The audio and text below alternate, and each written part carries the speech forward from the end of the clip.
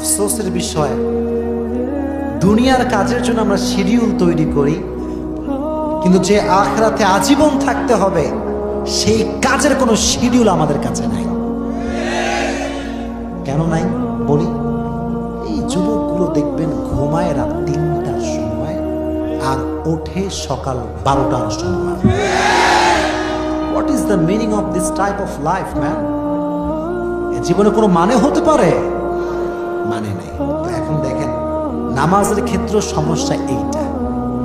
নামাজ যে আমাদের লাইফের একটা গুরুত্বপূর্ণ চ্যাপ্টার, গুরুত্বপূর্ণ একটা অংশ, এটা অনেকে বুঝেও বুঝতে চায় না। আর নামাজ ধরেও আবার কেন ছেড়ে দেয়, কারণটাকে বুঝতে হবে। কারণটা বুঝতে হবে। যুবক দাঁড়িয়ে বলছে, ইসলাম বলছে, মাহফিলে বসে, কিন্তু যুবক একাই 3-4টা প্রেম করে।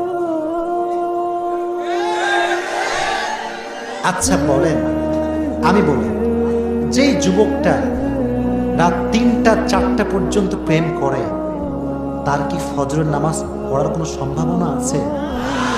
কেন নাই? শেষ যত আপনি রাতে ঘুমাবেন, আপনার ঘুমটা তত বেশি কাঁচা হবে। আর কাঁচা ঘুম হলে আপনি অ্যালার্ম বাসের বাড়ি মারেন, ঘুম ভাঙবে না।